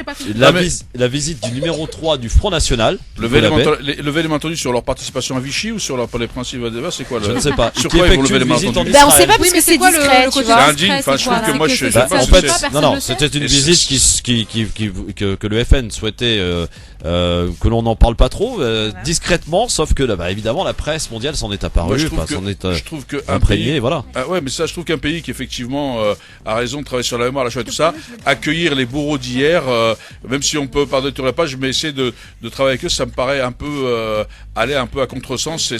On n'aime pas alors. Ah bah bien sûr qu'on n'aime pas. Ah bah non. On n'aime pas, d'accord. Tiens, l'Algérie. Ah, c'est un mot qui fait bondir toute Maïssa. L'Algérie fait partie d'une liste de 23 pays ciblés par l'administration du nouveau président américain dans sa lutte contre l'immigration. Oui, j'en avais entendu parler de ça. À l'époque, il en parlait, Trump. Hein. Oui, l'Algérie fait partie des 23 pays ciblés. On aime, on n'aime pas, on s'en fout. Ciblé pour expliquer, lui, elle a pas compris. On s'en fout. Tu veux me demander en cachette? On s'en fout. On s'en fout. Franchement. De ce que fait Trump, mais voilà, vraiment, on s'en fout. Je pense pas que les Algériens, ils vivront moins bien le fait qu'effectivement ils les aient mis sur la liste ou pas. Très bien. Et puis si l'Algérie peut retrouver la voie des pays frondeurs pour la libération. Tu demandes ça à des Algériens en même temps, Christophe. One, two, three, par ici la sortie. Ils vont te dire, t'as plus, vous avez inventé un mythe. Ah non, je suis vexée. One, two, three, par ici la sortie. Par ici la sortie. One, two, three. On prend Air Algérie. Oh là là. Bon courage. Le pays s'y préparait depuis plusieurs années et c'est déjà désormais chose faite. Le Maroc vient d'adopter la finance islamique et ainsi les premiers agréments ont été distribués. Moi j'ai envie de dire quelque chose par rapport à la finance islamique, que clairement elle n'est pas possible. En fait, tu peux faire la finance islamique mais elle sera toujours sous le joug de la finance qui n'est pas éthique. Puisque dans le monde, ce qui gère les banques, etc., c'est de la finance qui n'est pas éthique. Donc, on peut pas parler de finance islamique à 100%, mais on peut parler de laisser en fait, d'amoindrir. Ouais. Mais c'est un petit de peu comme diminuer, le concept un peu de si on suit cette idée que je comprends, c'est un peu comme le concept de la viande halal. Si aujourd'hui on dit qu'on mange de la Voilà. viande halal parce qu'elle est juste égorgée, si on part du principe aussi qu'on voit dans l'état dans lequel certains animaux sont arrivés et sont élevés au grain, quel grain, dans quelles conditions, est-ce que c'est finalement halal? On peut se poser la question. Ça revient Donc, un petit peu on au aime même. ou on n'aime pas? Bah, moi je pense qu'on continue quand même à consommer de la viande, donc c'est déjà un Oui, moindre mal. c'est bien, Pas bien plus sûr, mal, parce que c'est voilà. c'est mieux que. Mais la finance islamique au regarde, Maroc, toute on la aime, on vie, n'aime pas? c'est ça, en fait. C'était Toute là la ma vie, question, c'est en ça, fait. Franchement, Christophe, Oui. je sais pas ce que c'est que moi la finance islamique, si je pourrais provoquer, parce que tout le monde va m'expliquer, j'ai bien compris le concept de ça. Moi, je sais ce qu'est la finance islamique, je vois pas, ils vont égorger l'argent pour qu'il soit halal, ou c'est ça la question que je me D'accord, pose. donc vous vous en foutez, quoi, c'est Voilà. ça. Non, mais c'est juste. Non, moi je m'en fiche pas, tu m'as pas laissé parler. Vas-y, Sabrina. Moi, trois petits points à voir, et si ça peut ensuite faire en sorte Il y a que trois notions. Je dis ce que je veux J'aime ou d'abord. j'aime pas. J'aime pas ou je m'en fous. Il Voilà. n'y a pas la notion 3 petits points à voir. Alors j'aime, peut-être qu'un jour j'aimerais Sabrina, pas, mais en tout cas. Et elle s'en fout quand même. Et elle s'en fout de ne pas aimer. Voilà. Alors, Elle a fait les trois. Abdel Fattah el-Sisi, qui est le président égyptien, comme tout le monde le sait, est invité par son homologue tunisien pour une visite officielle. On aime, on n'aime pas, on s'en fout. Akli. Akli. Qu'est-ce qu'il y a? Abdel Fattah el-Sisi en Tunisie, invité par son homologue Béji Kaïsepsi. Franchement, je vais pas, si je devais, sincèrement. Les gens, ils ont le droit de s'inviter. J'aime pas ou je m'en fous. C'est simple quand même. Oui, c'est simple, je m'en fous. Très bien. Sabrina? I don't care.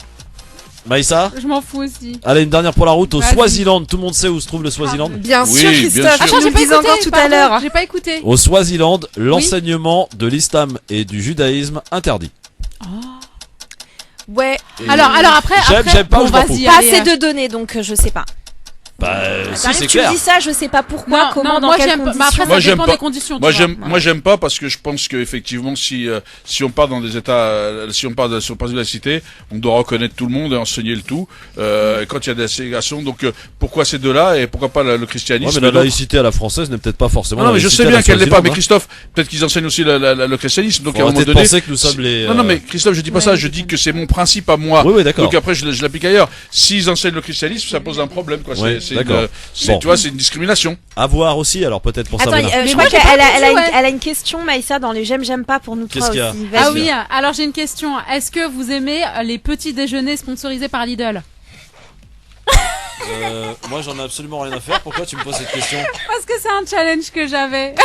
D'accord, mais cela dit, les bons croissants de Lidl sont plutôt pas mauvais. Ok. Voilà. Ça, c'est fait. Voilà. Cela dit, je vous invite à faire très attention parce que, y compris chez Lidl et ailleurs d'ailleurs, hier j'ai voulu acheter pour la petite histoire des pamplemousses, sauf que j'ai vu Israël. Oui, Voilà. bien sûr, ça Bon, c'est connu. faites depuis attention longtemps. quand même. Voilà. Partout, pour ceux qui après, qui partout, souhaitent hein. Pour ceux qui sensibiliser. souhaitent boycotter. Boycotter absolument. Voilà. Eh bien, c'était le j'aime ou j'aime pas. On y est arrivé avec un peu de difficulté, mais on y est arrivé réussi. quand même. Ouais. Juste, si vous aviez un petit mot à dire rapidement, avant qu'on prenne les auditeurs en direct pour notre petit espace de liberté. On est la seule radio à vous le faire, ça, au 01 40 33 9000. Rapprochez-vous de votre téléphone, que vous soyez d'Alger, de Tunis, de Casa, de Paris, du Havre, d'Amiens, de Marseille, de partout ailleurs d'ailleurs. Vous pourrez nous appeler dans un instant. Il faudra que ça aille vite. Prénom et ville d'appel, c'est ce qu'il me faut, sinon je raccroche. Et ce que vous avez à nous dire, évidemment, dans un instant, un petit mot. Est-ce que vous souhaitez peut-être rajouter un petit mot sur ce qui a été dit, sur le fait peut-être de se déplacer dimanche pour aller voter à cette primaire? Oui ou pas? Il faut y aller? Dites-nous. Moi, je pense qu'il faut y aller, oui. Oui, Il faut y aller, c'est pour le virer moment. Valls, quoi. Ouais, c'est le moment. C'est le moment. Akli, il faut y aller? Bah, je soutiens un mot, je vais peut-être pas dire l'inverse. C'est Très bien. toujours difficile de poser la question au gars qui est mobilisé, quoi. Ouais, Très bien. Allez, on y va. Ça vous dit? Carrément. La liberté a touché, ou a plutôt frappé à la porte de France Maghreb 2, et quand on frappe à notre porte, on se doit d'y répondre favorablement. C'est parti. On reste attentif. Akli, Maïssa, Sabrina. Là. Voilà, ils sont là. Les auditeurs aussi. On décroche. Allô, bonsoir. Oui, bonsoir, Mohamed de Paris. Bonsoir, Mohamed, on vous écoute. Bonsoir. Oui, hier, Hanan parlait de lutter contre l'intégrisme au Maroc et d'où justifier l'interdiction du niqab. Oui. Moi, je dis simplement, pourquoi juger les opinions des autres? Où est la liberté religieuse là-dedans, quoi? À quel niveau se situe l'intégrisme? On n'a pas à juger si c'est intégriste ou pas. On a juste à juger est-ce que c'est légal ou pas légal.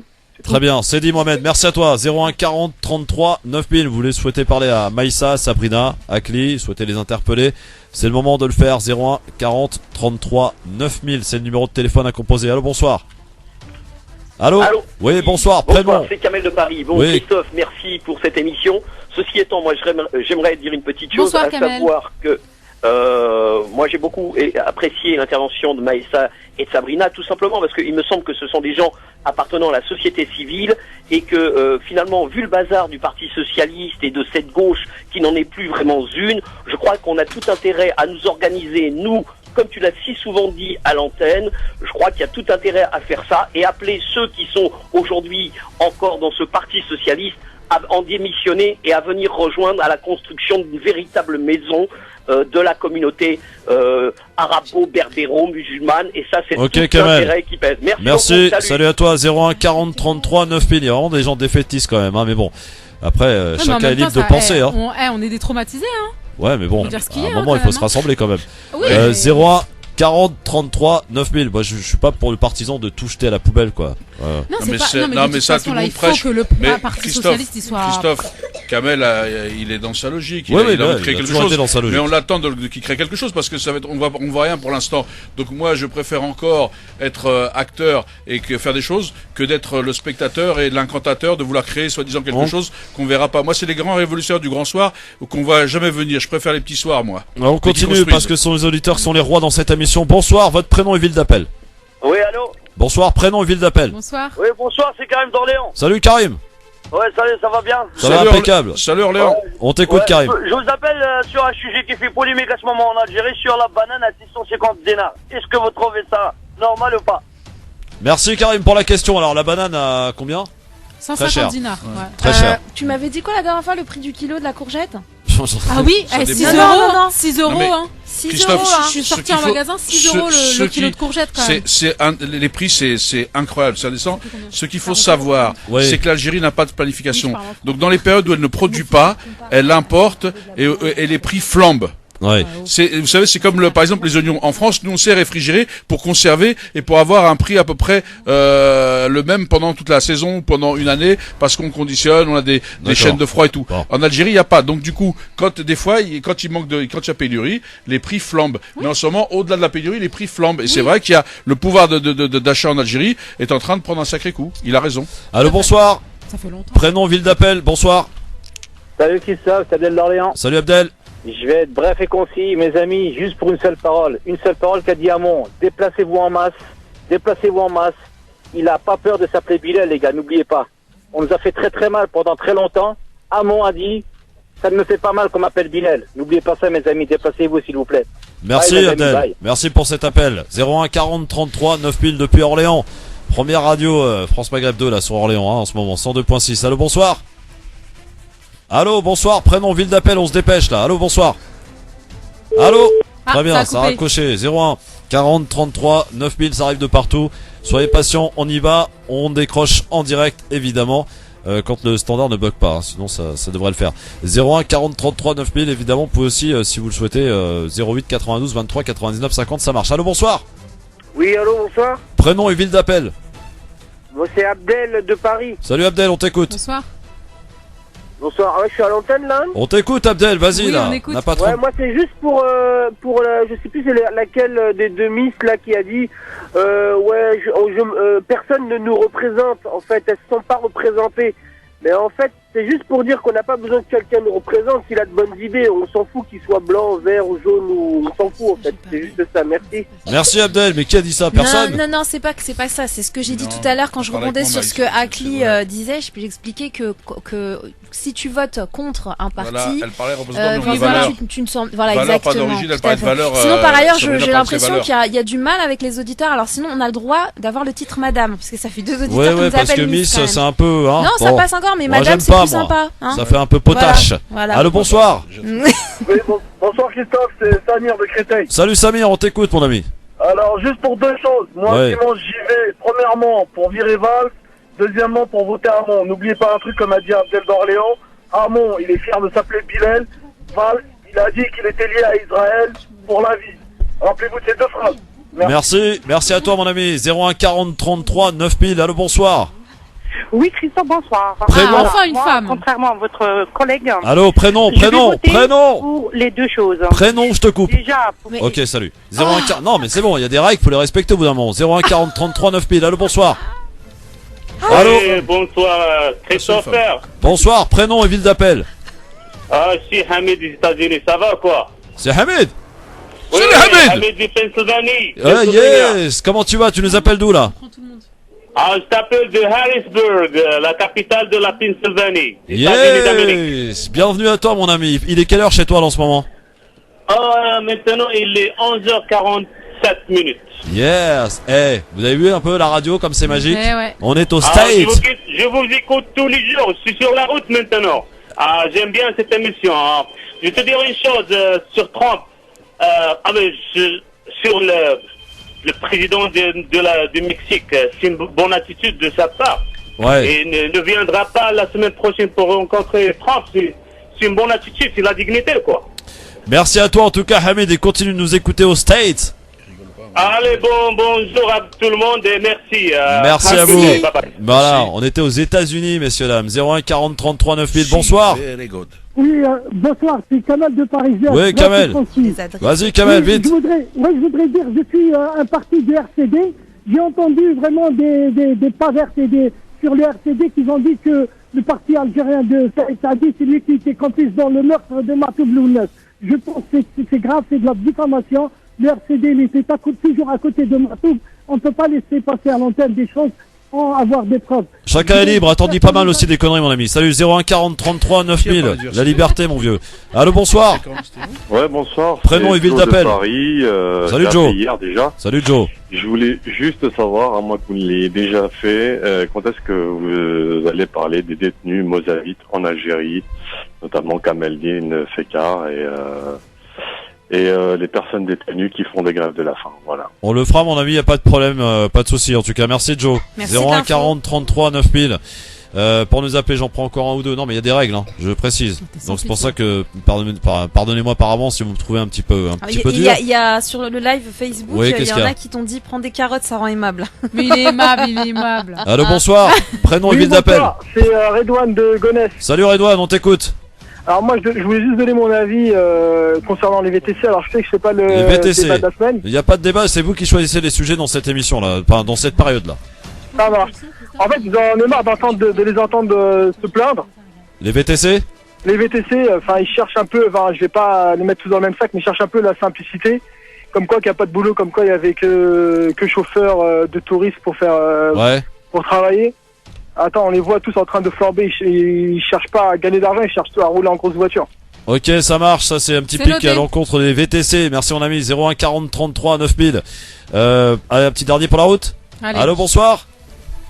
Allô 01 40 33 9000. C'est sportif, hein, je vous le dis moi. 01 40 33 9000, bonsoir. Bonsoir, c'est Rachid de Metz. Salut Rachid de Metz. Bonsoir, je vous appelle pas pour la banane d'Algérie, mais je vous appelle pour un pot de banane qu'il faudra glisser dimanche à Manuel Valls. Ah, une petite peau de banane à Manuel Valls, c'est pas mal ça. Voilà. Merci beaucoup Rachid pour y avoir pensé en tout cas, sympa, merci. Allez, un petit dernier par ici, allô, bonsoir. Oui, Christophe, je sais pas si vous m'avez écouté ou pas. Non, je t'ai pas écouté parce que je te veux ton prénom et ta ville d'appel. Ah, d'accord, j'appelle de Paris. Et ton prénom Moi, contrairement à votre collègue, j'ai une autre façon de dire les choses. Oui. Pour la première fois, je sens que je vais déjà, comme tout le monde, je vais le faire, dégager Valls, hein, avec tous les mots et les... on a vu de toutes les couleurs, de toutes les façons, et donner ma voix à Hamou. Pourquoi? C'est quelqu'un que C'est je qui, connais Hamou? depuis C'est 25 qui, ans, Hamou? voire plus. C'est qui, Hamou? Il a jamais changé. C'est un homme vrai. Mais Hamou, il se peut présente pas, changer. Jamila, qu'est-ce que tu racontes, là? Il faut pas qu'on reste que dans la critique. Jamila, tu racontes continuelle. quoi là? Hamou, il se présente pas, allez, arrête tes conneries. 01 40 33 9000, allô, bonsoir. Oui, Christophe, c'est Hakim. Salut. C'est qui? Hakim de Paris. Hakim, chroniqueur. Salut. Ah, Hakim Ral. Salut Hakim. Comment tu vas, Hakim? Vas-y, Hakim raccroche, DZ. rentre chez toi Ouais. maintenant. hein. T'as déjà 2 heures d'antenne quand tu viens ici. On t'écoute, Hakim, rapide, tu vas clôturer la partie, J'ai vas-y. assisté au meeting de Hamon de Benoît Hamon hier. C'est un homme exceptionnel, je l'ai découvert. Je pensais voter contre Valls uniquement, mais je vais faire un vote d'adhésion pour encourager ma collègue chroniqueuse Sabrina, mais aussi Maïssa, et puis tous les autres les auditeurs qui sont résignés à voter contre Valls, de voter non seulement contre Valls, mais avec amour. On a la chance parmi tous les candidats qui se présentent au présidentiel d'avoir un candidat qui maintient une ligne novatrice depuis le début de sa campagne. Merci Hakim. Merci Hakim. Salut. Ça peut s'appeler Bilal, David, Mamadou ou quoi que ce soit. Merci Bravo, Hakim. bravo Hakim, reviens quand tu veux pour ça. Salut Hakim. 01 40 33 9000, c'est terminé pour ce soir et pour cette semaine. Vous m'avez épuisé là, je vous le dis. Hein. Ah ouais? Ah ouais, non mais c'est sportif ce truc. Hein. Allez, dans un instant les coups de cœur avec Lee, Maïssa et Sabrina. À tout de suite. LGF, le grand forum avec Maïssa Leroy, avec Akli Menouli et Sabrina Artiste en ce vendredi. C'était bien, on a fait une bonne émission là. Ah, je suis c'était content. cool, hein. C'était sympa. Bon, on va passer maintenant au coup de cœur. Coup de cœur, ouais. Jingle. France Maghreb. Coup de cœur, c'est coup de dans le cœur. nord. Jingle. Dunkerque, coup de cœur. Oui, c'est ça. Bah tiens, puisque tu prends la parole. 99.5. Ouais, j'y vais. Oui, oui, Maïssa, c'est ça, oui, merci. C'est ça, c'est ça. Akli, Ouais. Akli, Alors, ton coup de cœur. Moi, mon coup de cœur, c'est que je vous invite au gala de Banlieue Plus et de nos quartiers, qui organise un gala dans le cadre du challenge citoyen, donc en faveur du CS9, et c'est de 14h à 18h demain samedi, au sein de l'espace des Grésillons, à Gennevilliers, c'est 40 rue François Kovac, à Gennevilliers. Donc, coup de cœur, Banlieue Plus et nos quartiers, qui font un gala avec Medine, et donc je vous invite de 14h à 18h à vous rendre à Gennevilliers, à l'espace des Grésillons. Est-ce que vous me laissez le temps d'en faire un aussi, moi? Mais bien évidemment. Jeudi 2 février à la Cigale, un concert Justice pour Adama avec Medine, Kerry James, avec Sofiane, avec Youssoufa. C'est d'ailleurs Youssoufa qui est à l'initiative de ce concert. Donc tous donc à la Cigale, jeudi 2 février. Justice pour Adama. Maïssa. Alors moi j'ai un coup de cœur, je voudrais soutenir une nouvelle chaîne qui est en train d'arriver. Ça s'appelle Elle prêche OT1, sa paroisse. Objectif Télévision numéro 1. Donc c'est une chaîne pour l'instant qui est sur le web mais qui aspire à être, les attentes de l'accord du CSA sont en cours. Là pour l'instant l'objectif ça peut prendre des années, hein. Tu sais que le CSA, le temps qu'il se réveille, des fois ça prend du temps. De toute façon c'est bien en marche, c'est bien en cours. Et donc c'est une future chaîne de télévision adressée, donc qui est faite par les musulmans, mais pas seulement pour les musulmans, tout simplement en fait pour être représentatif de ce que nous sommes et ouvert à tout le monde pour une fois avoir un champ d'expression libre pour montrer ce que nous sommes réellement, parce qu'aujourd'hui il n'y a rien qui nous représente clairement et il y en a marre et ça prône nos valeurs, ça c'est génial. Et, voilà. et Maïssa y est, donc vous pouvez voilà, la voir. j'y suis moi. C'est quoi ton émission? Mon émission c'est la chronique de Maïssa. La chronique de Maïssa, très bien. Vous voilà. cherchez sur Internet. Je parle du développement personnel. Bah, je t'avais envoyé la vidéo là. Oui, absolument, voilà. très bien. Sur Sabrina. Oui. Sabrina, ton coup de cœur. Mon coup de cœur, c'est un super personnage. C'est le nouvel, attention messieurs, mesdames, le nouvel ambassadeur du CCIF. Oh, on écoute. Qui a juste un petit peu de mal à nommer le CCIF. Appuyez 2 fois pour c'est non. Le comité qui lutte soi-disant contre l'islamophobie. C'est non. Je reste. Je reste, voilà. Question pour un champion. Bonne soirée à tous. Merci, au revoir.